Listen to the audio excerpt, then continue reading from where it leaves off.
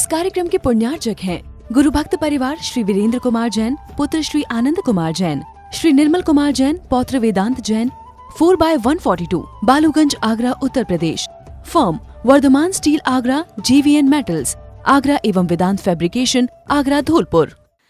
जिसमें राजा सुप्रतिष्ठित मगध देश का और उसी नगर के मगध देश के सेठ सेठानी भी धन मित्र और धन मित्रा वो भी वहाँ पर पहुँचे हैं। वह बड़े आकुल व्याकुल हैं, जीवन में सब कुछ है सेठ के पास में, लेकिन सारे धन दौलत का जो वारिस होना चाहिए वो कोई भी नहीं है, कोई संतान नहीं है, बड़े दुखी हैं। और जो मुनिराज पधारे हैं वो बड़े ज्ञानी है, मन परे ज्ञानी है। मुनिराज ने उनके मन की बात को बिना कहे ही जान लिया। वह जैसे ही दर्शन करने के लिए जाते हैं और प्रणाम करते हैं, मुनिराज को नमोस्तु करते हैं। मुनिराज कहते हैं, भव्य आत्माओं, तुम्हारे मन में जो संदेह है वो संदेह को दूर करो। मतलब आप महाराज, आपका आशीर्वाद है, मेरा आशीर्वाद नमोस्तु के लिए है, लेकिन संदेह मत धारण करो। जो तुम मन में सोच रहे हो कि हमारी संतान होगी या नहीं, अति शीघ्र ही बहुत पुण्यशाली संतान तुम्हारे घर में जन्म लेने वाली है। मुनिराज मन परे ज्ञानी थे और मुनिराज के मुख से वचन मिल गए, फिर तो कहना ही क्या।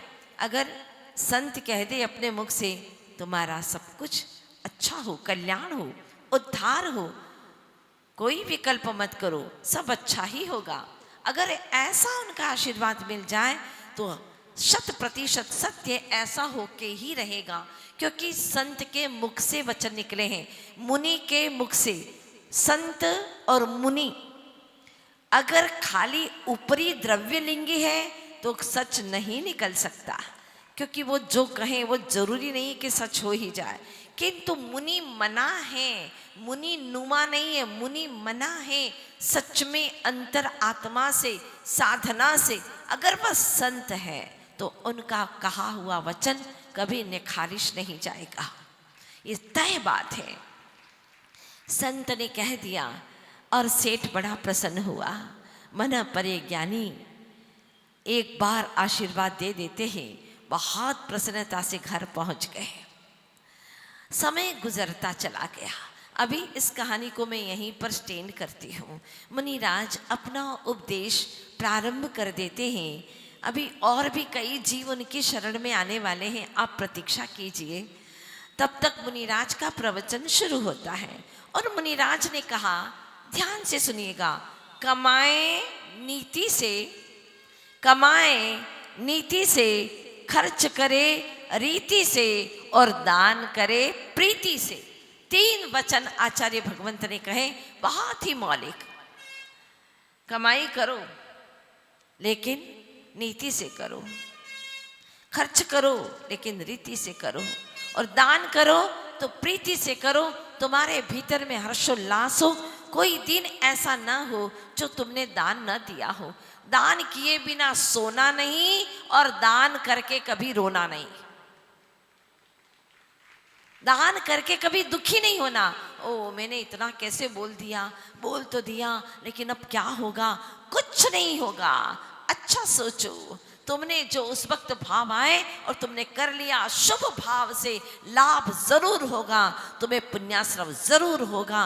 कभी भी दान करके रोना नहीं, ये बात तय कर लेना। जो दान करके रोते हैं अथवा मन में दुर्विचार करते हैं, पहले तो दान कर दिया, दान के लिए बोल दिया, दिया नहीं है अभी, और इसके बाद में अपना नाम कटवा दिया।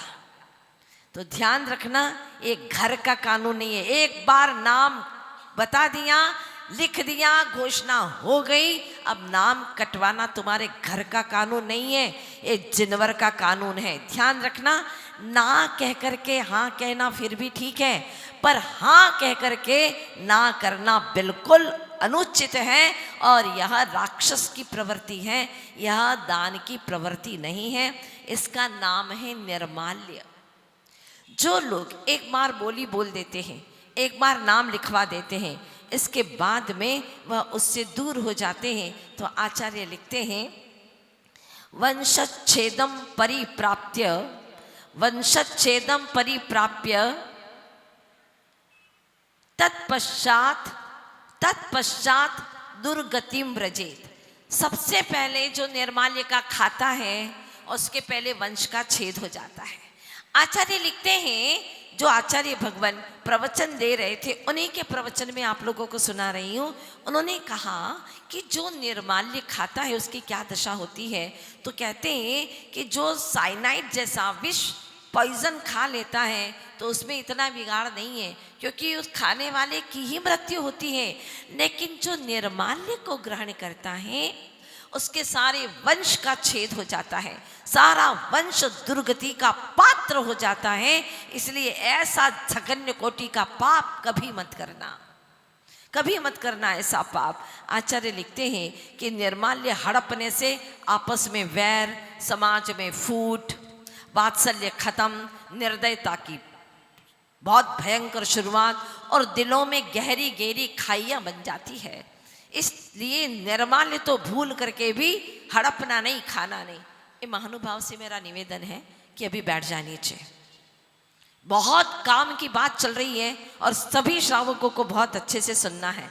आपने कभी देखा साइकिल लेकर के आने वाला कर्मचारी अब मर्सिडी लेकर के घूम रहा है, ऑडी में घूम रहा है? कहाँ से आया इतना पैसा? क्योंकि उसने जो भी दिया मन से दिया, थोड़ा दिया लेकिन मन से दिया, और ज्यादा मन से देगा तो वो तो कुबेर की पदवी को अवश्य प्राप्त करेगा।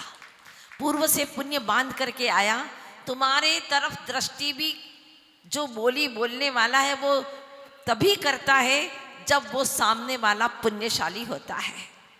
जो कभी दान नहीं देता उसकी तरफ कोई दृष्टि डालता ही नहीं है। सौभाग्यशाली है जिनका नाम दानियों में आता है, कंजूस में नहीं आता। क्योंकि कंजूस वे होते हैं, मक्खी चूस भी कहते हैं लोग, जो न खाए न खिलाए वो मक्खी चूस। जो खाता तो है पर खिलाता नहीं है वो है कंजूस। जो खाता भी है और खिलाता भी है, समझ में आ रहा है ना? जो न खाए न खिलाए वो मक्खी चूस। जो खाए तो सही पर खिलाए नहीं वो कंजूस। जो खाए भी और खिलाए भी उसका नाम है उदार, किंतु जो स्वयं नहीं खा करके देता ही चला जाता है उसका नाम है दाता। दाता दाता उत्तम दाता, धन्य है, सौभाग्यशाली है वे। नगर में गुरु का आगमन सुनते ही चौका लगाने का भाव बना लेते हैं, उत्तम दाता। मध्यम, गांव में साधु को आया देख करके आहार देने का भाव बनाते हैं, मध्यम दाता। और जघन्य, दूसरों को देख करके उन्हें भी देने का भाव उमड़ आता है, धीरे धीरे वो भी लाइन में लग जाते हैं, वे है जघन्य दाता। कम से कम देने का भाव तो हुआ। लेकिन कई लोग ऐसे हैं जिन्होंने जीवन में कभी भी दान दिया नहीं। दान जिन्होंने दिया है उसका खा के चले जाएंगे। जिन्होंने द्रव्य का दान दिया है वो तो तीव्र पुण्यशाली हैं ही, लेकिन उनके द्रव्य को चढ़ा करके चले जाते हैं। क्या आपके पास में इतना द्रव्य नहीं है कि आप अपने द्रव्य का खुद दान करें? भले ही किसी ने द्रव्य का पुण्यार्जन किया हो, लेकिन अपनी द्रव्य ही प्रभु त्रिलोकीनाथ को चढ़ाओगे तो तुम्हारा पुण्य बंद होगा। दूसरे का दान का अगर चढ़ा करके किसी ने पुण्यार्जन किया भोजन का, ठीक है, उन्होंने तो पुण्यार्जन किया, लेकिन अगर अपनी सामर्थ्य है तो शक्ति के अनुसार दान दे करके उस दान से उऋण हो जाना, कर्ज उतार देना। और ध्यान रखना, निर्माल्य द्रव्य तो कभी भी स्पर्श नहीं करना। इतना बड़ा पाप है, अभी बताना चाहूंगी आपको। ग्रंथों में क्या उल्लेख है, आपकी आंखें खुल जाएंगी। जीवन भर में कहीं पाप का भाव भी आया होगा ना, तो आज आप ये सारा पापों का पश्चाताप करके जाओगे, इतना मुझे विश्वास है। क्योंकि जो मंदिर में दान के द्रव्य आते हैं, अगर उससे आप लोग प्रीति भोज कराते, समाज को जीवन कराते, तो सारे समाज के लोग पापी हैं, क्योंकि दान का पैसा है। अगर प्रीति भोज के लिए अलग से इकट्ठा करते हैं तो आपको दोष नहीं लगेगा। जैसे यहाँ पर 10 दिन के पुण्यार्जक अलग बना दिए, आपको कोई दोष नहीं लगेगा। सौभाग्यशाली हैं वे जो दान देते हैं। आप भी सौभाग्यशाली में अपना नाम दर्ज कराएं। बड़ भागी में अपना नाम दर्ज कराएं, क्योंकि आचार्य देव कहते हैं कि जो भी आहार दान देते हैं वो कभी भी भूखे नहीं मरते, जो औषध दान देते हैं वो कभी रोगी नहीं होते, जो अभय दान देते हैं हाँ वो कभी भी अकाल में मरते नहीं हैं, कभी उनको अकाल मरण नहीं होता। और जो शास्त्र दान देते हैं वो कभी भी दुर्बुद्धि मंद बुद्धि नहीं होते, पूर्ण ज्ञानी एक दिन हो जाते हैं। ये ग्रंथों का उल्लेख है, अद्भुत बातें हैं। तो बात है आज त्याग धर्म की, और मैं दान की बात आप लोगों से कर रही हूँ। श्रावक दान करके ही त्याग धर्म की ओर अग्रसर होता है, लेकिन जो संत साधु होते हैं वह जीवन में त्याग को अपनाते हैं। अब दोनों में अंतर क्या है जानना चाहते हैं आप लोग। आचार्य देव कहते हैं जो दे गया सो ले गया, और जो खा गया सो खो गया। तो जोड़ो इतना जो तुम्हारे साथ में जाए, जोड़ो इतना जो तुम्हारे साथ में जाए, भोगो इतना जितने से काम चल जाए। इतना ही भोगो जितने से काम चल जाए। 10 दिन में काम बढ़िया चल रहा है, अति की आवश्यकता ही नहीं है। चाह घटाओ, जितनी चाह रखोगे उतने ही परेशान होते चले जाओगे। चाह गई, चिंता गई, मनुआ बेपरवाह, जिनको कुछ नहीं चाहिए वे शाहन के शाह, जिनको कुछ नहीं चाहिए वे शाहों के शाह हैं, वे ही आगे बढ़ते चले जाते हैं। तो देखिएगा दान और त्याग में कितना अंतर है। दान पराधीन होता है और त्याग स्वाधीन होता है। दान के लिए आपको ढूंढना पड़ेगा किसको दें, देने वाला अलग और जिसको दिया जा रहा है वो अलग, इसलिए पराधीन हो गया। जबकि त्याग स्वाधीन वृत्ति है, अपने आप में ही अकेले में ही हो सकता है। त्यागी के पास परिग्रह नहीं होता, किंतु दानी के पास परिग्रह होता है। अगर नहीं है तो वह देगा कैसे। त्याग करते वक्त जिस वस्तु का आप त्याग करते हैं उसके सदुपयोग का ध्यान नहीं रखा जाता, किंतु दान देते वक्त जिस वस्तु का आप दान दे रहे हैं उसका सदुपयोग होगा या नहीं होगा, सामने वाला इस चीज का सदुपयोग करेगा या नहीं करेगा, ये ध्यान रखा जाता है। त्याग हमेशा खोटी चीजों का किया जाता है, क्रोधादि का लगभग बहुतायत, किंतु दान अच्छी चीजों का किया जाता है। जैसे आहार का, औषध का, इनका दान किया जाता है। अब देखिएगा 3 प्रकार की चीजें आगम में बताई हैं। सबसे पहली त्याग तो किया जाता है जिसका, लेकिन दान नहीं दिया जा सकता। जैसे राग द्वेष का त्याग किया जाता है, दान नहीं दिया जाता है। माँ, पुत्र, पत्नी आदि परिवार का त्याग तो किया जाता है, लेकिन इनका दान नहीं दिया जाता। बात समझ में आ रही है ना। त्याग और दान में कितना अंतर है। इनका त्याग किया जाता है लेकिन दान नहीं दिया जाता।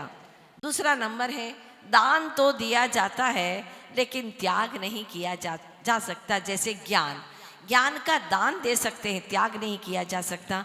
अभय, दान दिया जाता है अभय का, लेकिन त्याग नहीं किया जा सकता। तीसरा नंबर है जिसका दान भी कर सकते हैं और त्याग भी कर सकते हैं। ऐसी भी कुछ चीजें हैं, जैसे आहार का दान भी दे सकते हैं, आहार का त्याग भी कर सकते हैं। औषध का दान भी दे सकते हैं, औषध का त्याग भी कर सकते हैं। इसलिए मैंने बहुतायत शब्द लगाया था। हाँ, तो इसका दान भी होता है और त्याग भी हो सकता है।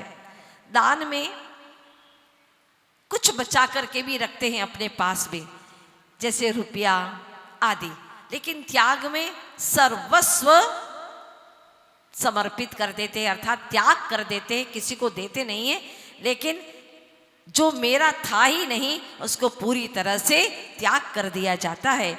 इस तरह से दान में कुछ बचा करके रखते हैं, लेकिन त्याग में सर्वस्व ही छोड़ देते हैं। आचार्य लिखते हैं दान से परंपरा से मोक्ष की प्राप्ति होती है, किंतु त्याग से साक्षात मोक्ष की प्राप्ति हो जाती है। बहुत महत्वपूर्ण है। तो सर्वश्रेष्ठ कौन है, उत्तम कौन सा है, दान है या त्याग? त्याग है। त्याग बहुत ही महत्वपूर्ण है। जिसके पास में कुछ है उसको तो कुछ क्या, आप तो कहेंगे बहुत कुछ है। जिसके पास बहुत कुछ है वो राजा है, लेकिन जिसके पास कुछ भी नहीं है वो महाराज है। क्या महत्वपूर्ण है। जिसके पास बहुत कुछ है वो राजा है, लेकिन जिसके पास में कुछ भी नहीं है उनका नाम क्या है? महाराज है। बहुत महत्वपूर्ण बात कही है। जिनके पास में कुछ भी रखने का विकल्प भी नहीं है, विकल्पों का भी जिन्होंने त्याग कर दिया हो, वह राग का विकल्प भी क्यों करेंगे? वो राग का भी विकल्प नहीं करते, त्यागने के बाद में त्यागी हुई वस्तु का भी विकल्प नहीं करते। इसीलिए मुनियों की अपेक्षा त्याग और गृहस्थों की अपेक्षा से दान, ये दोनों चीजें आचार्यों ने बताई हैं। वैसे दान को ग्रंथों में पुण्य कहा है और त्याग को धर्म कहा है। ये सारी बातें मुनिराज के मुखारविंद से सुन करके श्रावक लोग बहुत आनंद से श्रवण कर रहे हैं। उत्तम त्याग धर्म पर प्रवचन हो रहा है मुनिराज का, और सारे लोग सुन रहे हैं। आप लोग भी सुन रहे हैं ना? तो त्याग कहते किसे हैं, इसकी परिभाषा आचार्य भगवान ने मना परिज्ञानी मुनिराज ने बांधी और कहा उन्होंने, संयतस्य योग्यम ज्ञानादिदानम त्यागः। जो संयत के योग्य ज्ञान आदि देना, इसका नाम है त्याग। अनुग्रहार्थम स्वस्याति सर्गो दानम। अपने और पर दोनों के उपकार हो ऐसा अपनी वस्तु का दान देना, अपनी वस्तु को देने का नाम है दान। अपना उपकार कब होगा? जब दान में मान नहीं करेंगे, नाम नहीं लगाएंगे। जो दान देकर के अपना नाम का झंडा गाड़ देता है, कहते हैं कि वो नरक में डंडा खाता है। जो अपने नाम का झंडा गाड़ता है उसको नरक में डंडा ही खाने को मिलता है। नाम की भावना मत रखना, नाम की कामना मत करना। देखो फिर तुम्हारा दान कितना फलीभूत होता है। ऐसा फलीभूत होगा जैसे वट वृक्ष। इस कार्यक्रम के पुण्यार्चक थे गुरु भक्त परिवार श्री वीरेंद्र कुमार जैन, पुत्र श्री आनंद कुमार जैन, श्री निर्मल कुमार जैन, पौत्र वेदांत जैन, 4/142, बालूगंज, आगरा, उत्तर प्रदेश।